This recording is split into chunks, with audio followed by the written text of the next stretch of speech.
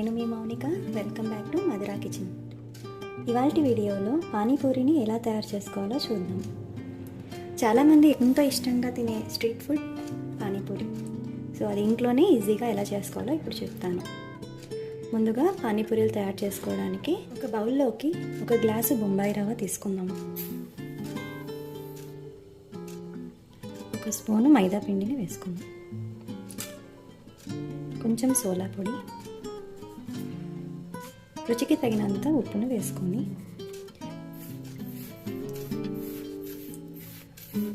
కొద్దిగా నీళ్ళను వేస్తూ తడుపుకోవాలి పిండిని. ఈ పిండిని పర్ఫెక్ట్గా తడుపుకుంటేనే పూరీలు అనేవి బాగా వస్తాయి. మనము పిండిని కలిపే కొద్దీ రవ్వ అనేది నీళ్ళని పీలుస్తూ ఉంటుంది. సో పిండి గట్టిగా అవుతుంది. మనము ఎంత బాగా నాదుకుంటే పూరీలు అనేవి అంత బాగా వస్తాయి. పిండి అనేది ఇలా సాఫ్ట్గా ఉండాలి. ఇలా ఒక తడి బట్టను కప్పి ఒక అరగంట పాటు పక్కకు పెట్టుకుందాం. పిండి అనేది ఆరిపోకూడదు, అందుకని తడిబట్ట పెడుతున్నాం. ఇప్పుడు పానీపూరికి కావాల్సిన పూరీ మసాలా ఎలా చేసుకోవాలో చూద్దాం. ముందుగా 2 ఉడికించిన ఆలుగడ్డలు ఒక బౌల్లోకి వేసుకోవాలి. ఆలుగడ్డ అనేది బాగా మెత్తగా ఉడకాలి. దీన్ని ఇలా స్మాష్ చేసుకుంటూ ఇప్పుడు ఉడికించిన బఠానీలని ఇందులోకి వేసుకుందాం. రుచికి తగినంతగా ఉప్పు, 1/2 స్పూన్ కారం,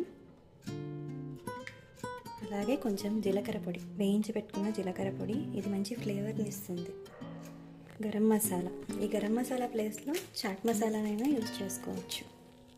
కొత్తిమీర వేసి ఈ ఆలు మసాలా అంతా కూడా బాగా కలుపుకోవాలి. ఇప్పుడు దీన్ని పక్కకు ఉంచుకుందాము. నెక్స్ట్ పానీని ఎలా తయారు చేసుకోవాలో చూద్దాం. ముందుగా 1 కప్పు పుదీనా మిక్సీ బౌల్లోకి వేసుకోవాలి. అలాగే 1 కప్పు కొత్తిమీరని కూడా ఉంచుకొని ఇలా అల్లం ముక్కలు కూడా వేసుకొని చింతపండు రసం, మనం ముందుగా నానబెట్టుకున్న చింతపండుని ఆ రసాన్ని ఇందులోకి వేయాలి. చింతపండు రసం వేసాక ఉప్పు వేసి 1/2 స్పూన్ ఆఫ్ జీలకర్ర పొడి, 1 పచ్చిమిర్చిని ఇందులోకి వేసుకొని నీళ్ళు వేసుకుంటూ తిప్పుకోవాలి. ఇప్పుడు మిక్సర్ గ్రైండర్లో గ్రైండ్ చేసుకుందాము. ఇలా గ్రైండ్ చేసుకున్న తర్వాత ఇదంతా కూడా వడగట్టుకోవాలి. ఇలా వడగట్టుకున్న తర్వాత ఇందులోకి 1 గ్లాస్ వాటర్ వేసుకుందాం. ఇప్పుడు 1/2 నిమ్మకాయని ఇందులోకి పిండుకుందాం. నిమ్మకాయ వేయడం వల్ల టేస్ట్ అనేది బాగుంటుంది, ఫ్లేవర్ డిఫరెంట్గా ఉంటుంది. చింతపండుతో పాటు నిమ్మకాయ కూడా వేయాలి. సో పానీ అనేది తయారైపోయింది. ఇప్పుడు మనం పూరీలని తిక్కుకుందాం. అరగంట తర్వాత పిండిని తీసి ఒకసారి మళ్ళీ నాదుకోవాలి. పిండి మరీ గట్టిగా అయిందంటే వాటర్ వేసి మళ్ళీ అలా తడుపుకోవచ్చు. సో మనకి ఇప్పుడు సరిపోయింది. ఇప్పుడు పూరీలని తిక్కుకుందాము. సో ఇలా పిండిని 2 ముద్దలుగా చేసి ఒక ముద్దని తిక్కుకునేటప్పుడు ఇంకొక దాన్ని మూసి పెట్టుకొని ఉంచాలి. ఎందుకంటే పిండి ఆరిపోతే పూరీలు అనేవి సరిగ్గా పొంగవు. ఇలా కొంచెం మైదా పిండిని వేస్తూ చపాతీ కర్రతో తిక్కుకోవాలి. పూరీలు అనేవి మరీ మందంగా ఉండకూడదు, అలాగని పల్చగాను ఉండకూడదు. మందంగా ఉంటే పూరీలు గట్టిగా వచ్చేస్తాయి. సో మనం చపాతీలను ఎలా తయారు చేసుకుంటామో, పూరీలను ఎలా చేసుకుంటామో అలాగే ఈ పూరీలను కూడా తిక్కుకోవాలి.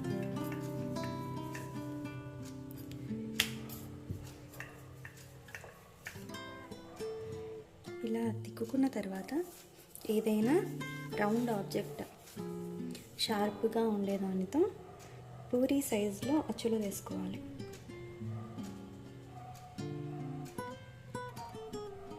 మనకు ఏ సైజ్ కావాలనుకుంటే ఆ సైజు మూతను తీసుకొని ఇలా పూరీలను కట్ చేసుకోవాలి. ఇలా ఎక్స్ట్రా పిండినంతా తీసేస్తూ పూరీలను ఒక ప్లేట్లో ఉంచుకోవాలి.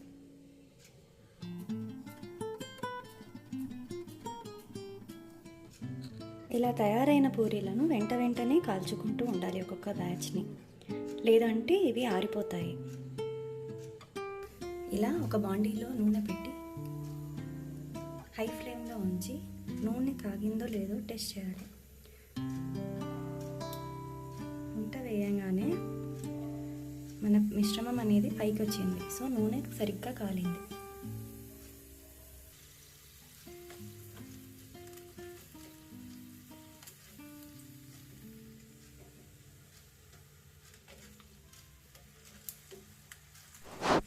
ఈ పూరీలను మీడియం ఫ్లేమ్లోనే కాల్చుకోవాలి.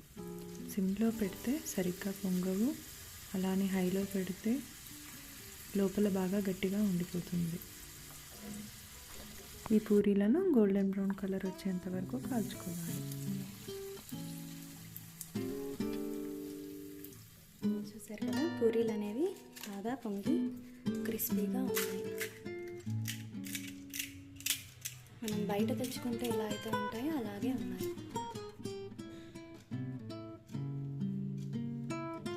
ఇలా ఇంట్లోనే ఈజీగా తయారు చేసుకోవచ్చు.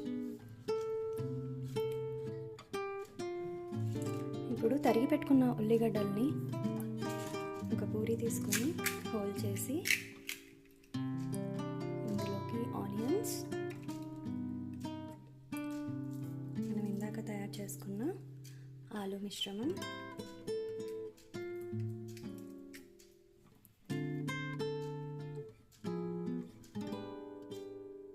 అండ్ ఈ పానీని తీసుకొని ఇందులోకి వేసుకోవాలి. పానీలు స్వీట్ ఇష్టంగా ఉంటే బెల్లం పొడిని కూడా యాడ్ చేసుకోవచ్చు.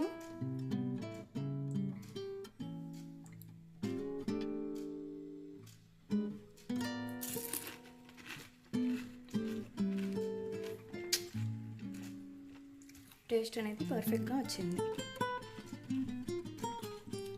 సో మీరు కూడా ట్రై చేస్తారని అనుకుంటున్నాను. Thanks for watching.